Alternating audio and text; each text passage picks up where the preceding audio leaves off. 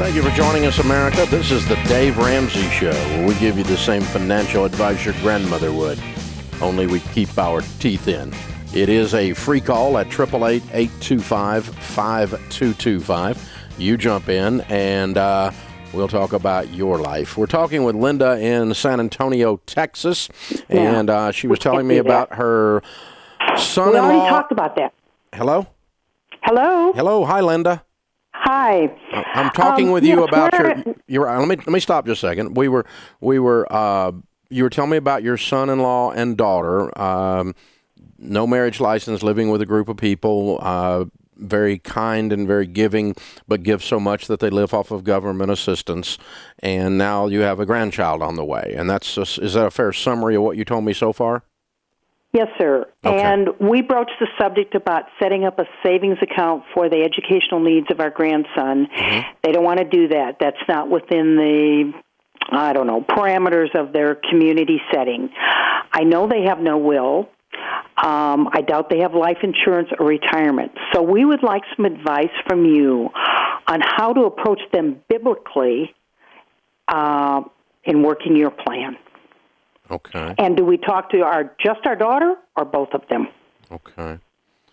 Well, I think obviously this has put a highlighter, the baby coming has put a highlighter on the differences that you and I have with the way they're living.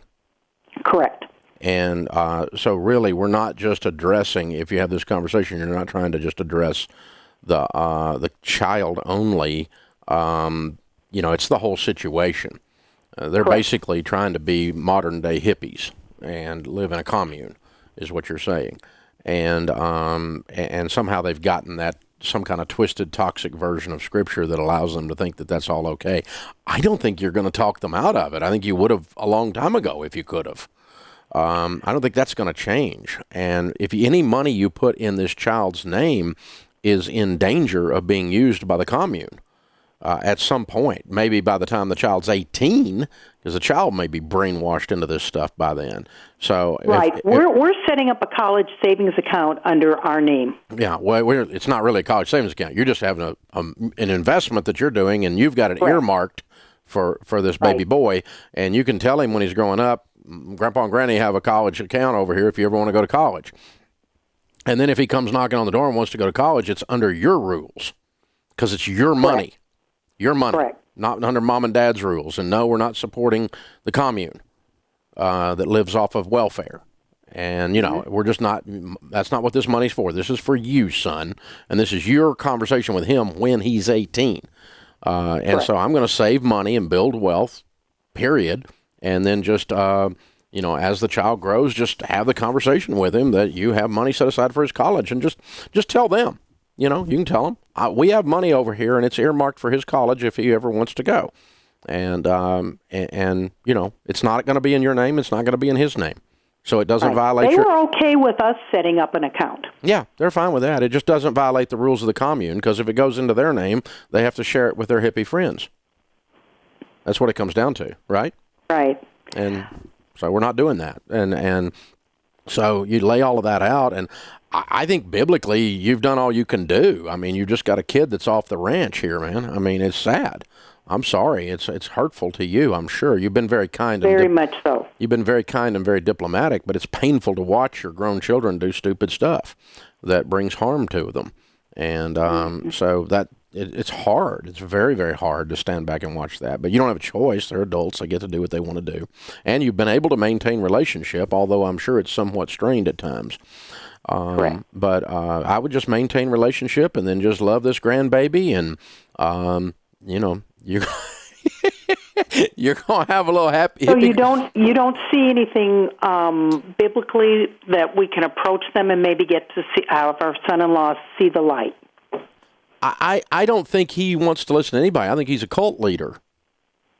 That's what you've described to me. He's very controlling. Yes. And, not a full-on cult leader, but, he's got the aspects of it. He's very controlling. He's got all of these people dancing on the end of his string. And he does it all through, the social justice movement or whatever he's doing. But he's got a game running here, and he's not going to listen to anybody until something blows up. Now, something blows up when they come to you for help. Now you have the right to speak into it. I do not give people money that will not take my advice. Anyone on the planet. Right. And, right. And we're thinking of setting up a trust in the end with our whatever monies will be left from us. Yeah, for the baby. But these kids are not the trustees. You set up a separate trust with somebody that's got your value system, and they're going to implement the trust. And if your grandkids follow the same path, they don't get the benefit of the trust either, because you're going to be financing their craziness. Just like if you start pouring money into this commune, right? Correct. So I'm so sorry. It's a hard thing to face, and it's really hard to stand back and watch it. But I think it sounds like you've been very gentle but very firm all along. Is the way it's the spirit you've portrayed. I didn't hear meanness or anger, frustration, but I didn't hear meanness or anger, and I didn't hear you flailing around and trying to fix them, because you probably can't, No.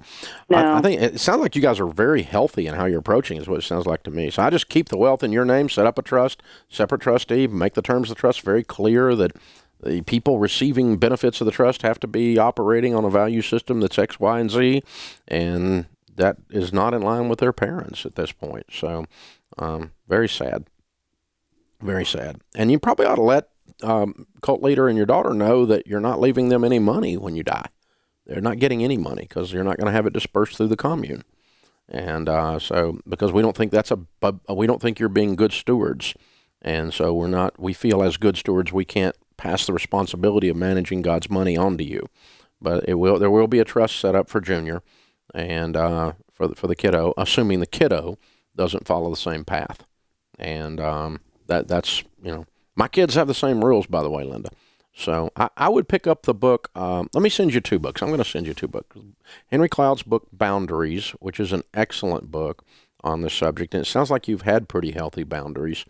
And it sounds like you've done a very admirable job in this messed up deal. And then I'm going to send you a copy of our book, The Legacy Journey, which is our book about wealth from a Christian perspective. And there's a lot in there about the kinds of things we're talking about with inheritance, and your obligation to leave money to your kids is not there if they're not being wise stewards. And because our obligation is to God, to manage his money his ways, and to leave it to someone, whether they're a relative or not, that's not going to do that would be inconsistent with that. So I'm sorry you're facing that. Hey guys, thanks for watching. If you enjoyed this video, click the subscribe button to get the latest content and check out these other great clips from the show. So you have to break the cycle. You have to flip this thing on its head and make it behave. You've got to get so fired up and wired up that your broke friends think you've lost your mind.